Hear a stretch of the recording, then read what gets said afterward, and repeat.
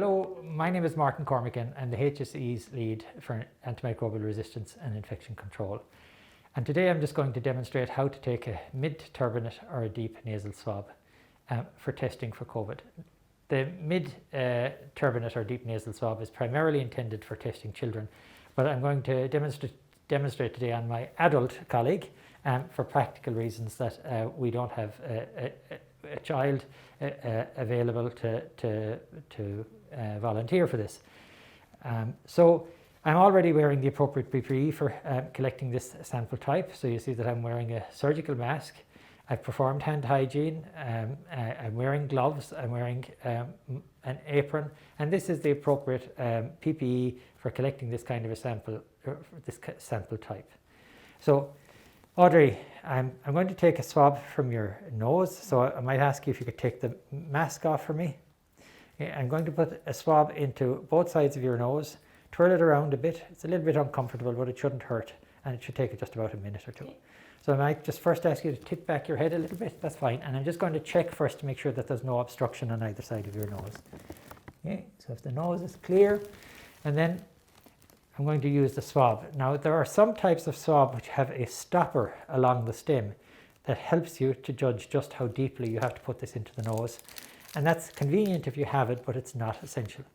For this mid-turbinate or deep nasal swab, we're going to go back about 2 to 3 centimeters in an adult or a child over 3 years old. And in a child under 3 years old, you go back about 1 to 2 centimeters. So we're going to start, we're going to put it in along the base of the nose about until you meet a little resistance. And then we're going to twirl it around for about 15 seconds. Is that okay, Audrey? Yeah. We're going to take it back out. We're going to repeat the procedure on the other side. So we're going to go back about, there we go, about 2.5 centimeters. Twirl it around for about 15 seconds. And then we take it out. And now I'm going to put the swab into the container.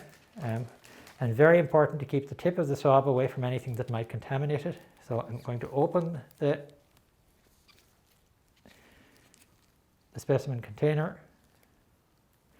put the swab in, and then we break off the swab at the marked point.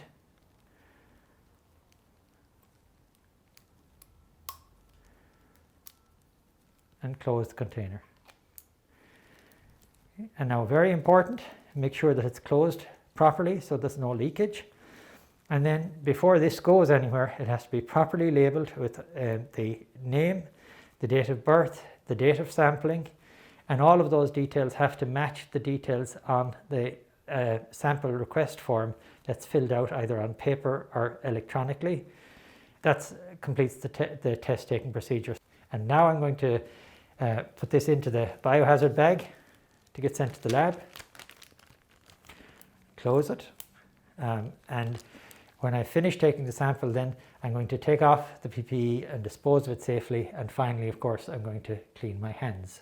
Thank you.